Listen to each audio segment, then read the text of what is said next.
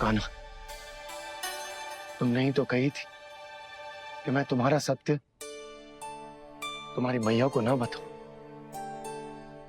फिर तुमने स्वयं ही उन्हें अपने सत्य के बारे में क्यों बताया? दाऊ के मन में यही शंका थी बाबा। उन्हें भी मैंने यही कहा था कि मैया को कभी ना कभी तो मेरा रहस्य पता चलना था। किसी और से जानकारी मिलती तो उन्हें अधिक दुख होता। इसीलिए मुझे लगा अच्छा यही है कि इन्हें मेरा सत्य से मुझसे पता चले। वैसे भी मैया से भेद छुपा के मुझे अच्छा नहीं लगता बाबा। इतने वर्षों में मैं जब जब मैया से कुछ भी छुपाता था तब तक मेरी हृदय को भी पीड़ा होती थी।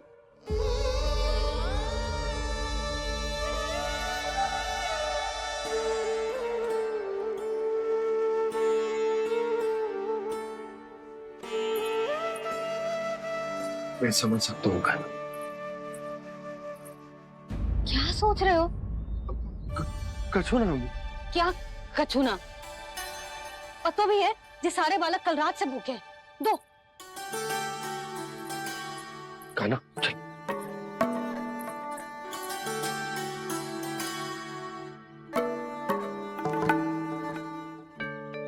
लगता है सब ठीक है। क्या ठीक है?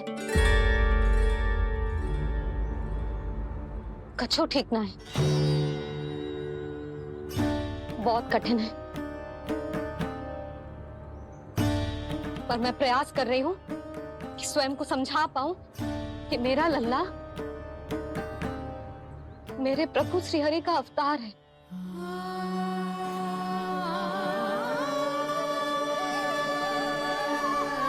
ठहर, तू कहाँ जा रहा है बिना बताए? पूरे संसार के लिए तू दिव्य होगो, मेरे लिए तू केवल मेरा लल्ला है। समझ आई? अब आके कछु खा ले। आ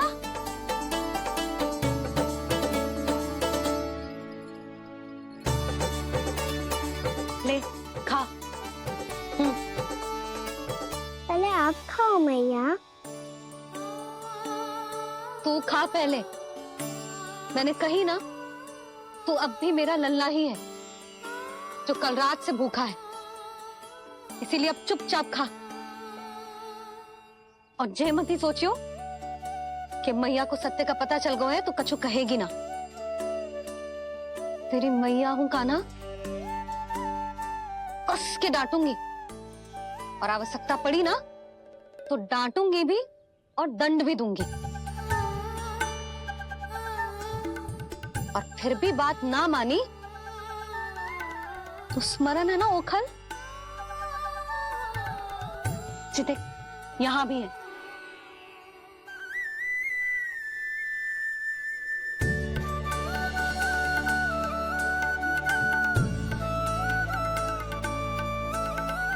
आपकी डांट फटकार और दंड में फूलों से भी अधिक मिठास है भैया। प्रेम है तेरा ऐसा निराला, विवश हो कर आए जगपाला।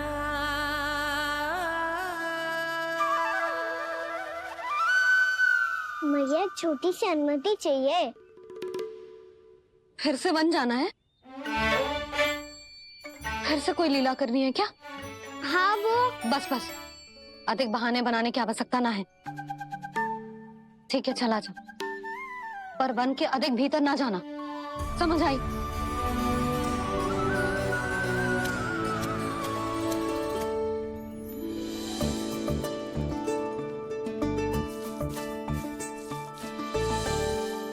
चलो, मिल गई अनुमति।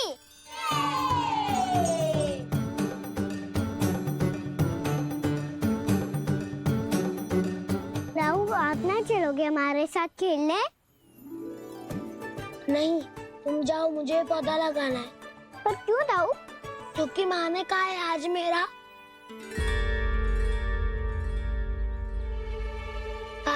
कि पौधे लगाने से फल मिलते हैं। पर पौधा तो लगो, फल ना है। इतने शीघ्र फल नहीं आते खाना, कम से कम 1 वर्ष प्रतीक्षा करनी पड़ती है। तो 1 वर्ष के बाद इसी पौधे के नीचे बैठ के फल खाएंगे। आज के इस विशेष दिन को स्मरण रखना सिखाओ। सब स्मरण रखना, बस अपने दाऊ का जन्मदिन ही भूल जाना तुम। वैसे आज के दिन की एक और विशेष बात है। आज माँ को बनाने की आवश्यकता भी ना पड़ी, उसके बिना ही वन जाने की अनुमति मिल गई। जय हुई ना बात। अब चलो।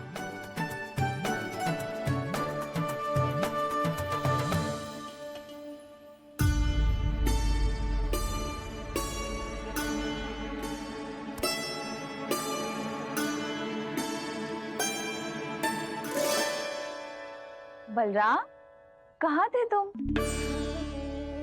अच्छा, तुम्हें पता है महर्षि गर्ग ने मेरी विनती स्वीकार कर ली है। तुम्हारे जन्मदिन के विशेष अवसर पर तुम्हारे लिए विशेष पूजा करेंगे वो। जो किसी को स्मरण ही ना रहे, वो कैसा विशेष अवसर?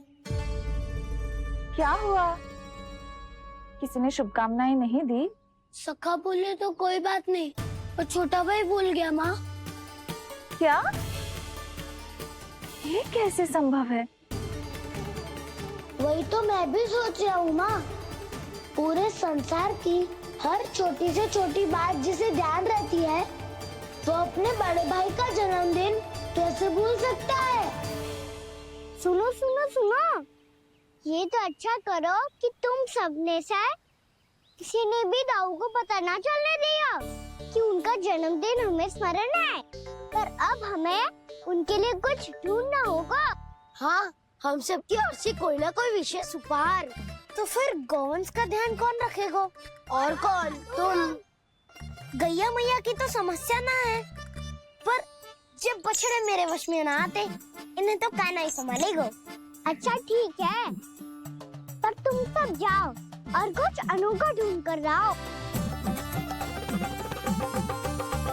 गए सब? अब इनकी अनुपस्थिति में शांति से अघासुर का अभिमान भंग करूंगा। इसे क्या लगता है ये मुझे अपने जाल में फंसा लेगा? इसके मित्रों को मृत्यु के जाल में ऐसे फंसाऊंगा मैं कि ये रक्षा की भिक्षा मांगेगा मुझसे।